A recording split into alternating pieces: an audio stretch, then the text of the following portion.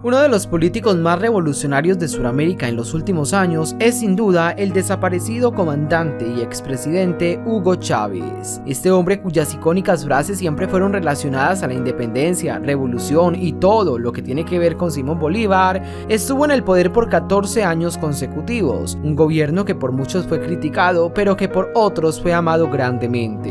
Como en todos los casos, siempre van a haber quienes estén y no a favor de algo. Así fue en su mandato. Un mandato que, según algunas fuentes, está salpicado de muertes y de corrupción en su máximo esplendor. Pero más que enfocarnos en su mandato presidencial, vamos a hablar sobre él como persona. Un niño que nació en 1954 en un humilde hogar, hijo de padres docentes, pero en aquella época los profesores no eran bien pagos. Entonces eran pobres, en otras palabras. De una estirpe que él cataloga como revolucionaria. Su abuelo fue un guerrillero a finales de 1800 y comienzos de 1900. Peleó a favor de la revolución y un collar, amuleto que cargó él, lo heredó el comandante Hugo y siempre lo llevó puesto. Este le acompañó hasta el día de su muerte.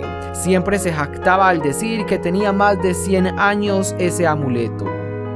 Yo cargo aquí el mismo escapulario que él usaba en guerra y con esto murió preso. Esto tiene 100 y tantos años y es el escapulario de la Cruz de los Guerreros y de la Virgen de los Guerreros, la Virgen del Socorro.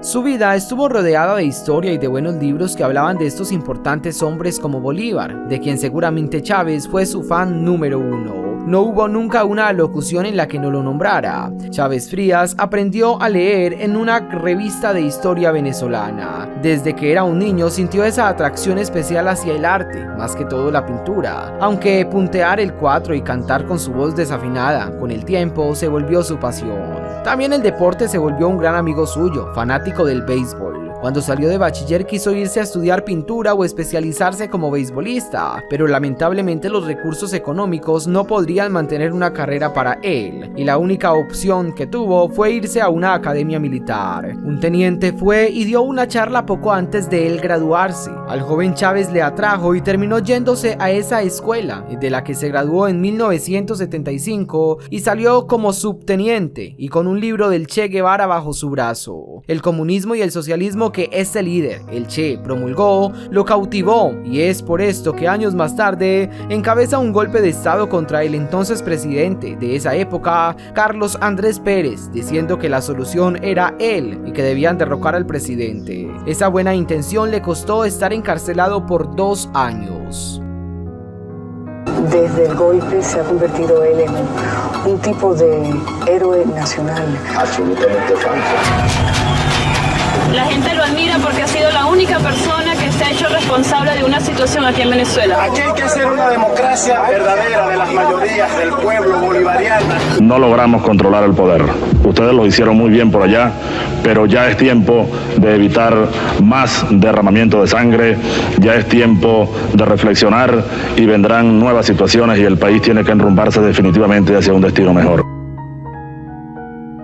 En el año 1989 y 1990, poco antes del golpe de estado, él había hecho una maestría en ciencias políticas en la Universidad Simón Bolívar. Una vez sale de la cárcel, sigue con su idea de ser presidente de la nación. Entonces se lanza como candidato y en el año 1998 es electo presidente con el 56% de los votos. En el año 2000 es reelecto presidente de Venezuela. En el año 2002 recibe un golpe de estado en su contra, que al igual que el que él hizo fue fallido, pero se enojó y mostró su rencor hablando sobre los golpistas, criticándolos, cuando él hizo exactamente lo mismo contra el anterior mandatario. Ahí sí, como dice el dicho, un burro hablando de orejas. En el año 2006 es reelegido presidente con más del 60% de los votos, y en el año 2012 fue nuevamente elegido presidente, pero esta vez no alcanzó a posesionarse por la enfermedad con la que fue diagnosticado y por la que finalmente murió, un cáncer terminal.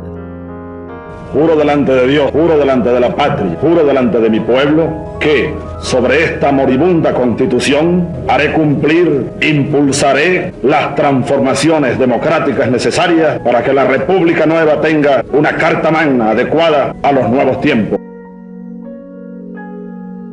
Hugo Chávez subió al poder y demostró que hasta ese día no había un político más importante que él en Venezuela, y quizá hasta hoy no lo hay. En el año 2011 una molestia en su rodilla lo alarma, va a La Habana a hacerse unos chequeos médicos y descubren un tumor en su pelvis. Le hacen una cirugía rápidamente, lo extraen, pero luego las molestias vuelven y tras una serie de análisis le descubren cáncer, uno mortal. Desde sus entrañas se esparció esa enfermedad tan terrible, desde las mismas entrañas, desde las que maldijo a Israel. Muchos religiosos creen que por eso fue que él murió de esa enfermedad que se produjo allí. Maldecir al pueblo de Dios como conocen a Israel es un gran peligro. Esto solo lo sabe Dios realmente. Pero aunque se hizo muchas quimioterapias y buscó la sanidad en 10.000 cosas porque quería seguir viviendo, quería seguir gobernando, pero no pudo, no la encontró y finalmente falleció tras 2 años de luchas, el 5 de marzo de 2013 a las 4:25 de la tarde.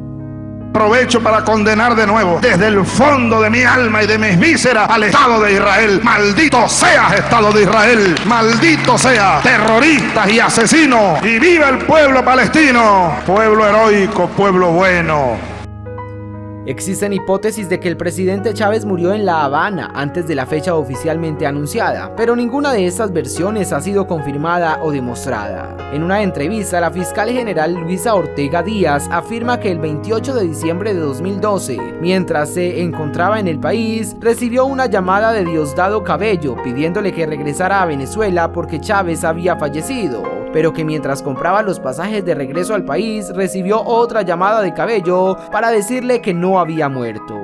En una declaración, el segundo oficial al mando de la guardia del presidente Chávez, el capitán de corbeta Leamsi Salazar, afirmó que el mandatario falleció en la tarde del 30 de diciembre de 2012 en La Habana y que llegó muerto a Caracas. El 16 de diciembre de 2016, Eusenando Acevedo, quien era presidente de Odebrecht en Venezuela y además enlace entre los altos miembros del gobierno de Chávez y Odebrecht, declaró en tribunales de Brasil en relación a la operación Lava Jato que Chávez murió en Cuba y no en Venezuela. Él anunció, Hugo Chávez, en cadena de radio y televisión, que si le pasaba algo en su último viaje a Cuba, eligieran al entonces vicepresidente de la República, Nicolás Maduro, actual presidente, como su sustituto, viaje del cual no regresó, dijo aquel hombre. Rumores acerca de cambios de ataúd en su traslado a Caracas, posible uso de una réplica de cera de Chávez, declaraciones de embalsamadores que viajaron a Cuba y supuestas reacciones de quienes vieron de cerca el rostro del presidente fallecido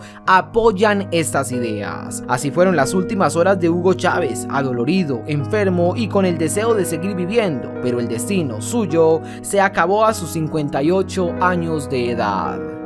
Recibimos la información más dura y trágica que podamos transmitir a nuestro pueblo. A las 4:25 de la tarde de hoy 5 de marzo ha fallecido el comandante presidente Hugo Chávez Frías. ¿Y tú qué opinas? Déjanoslo saber en los comentarios.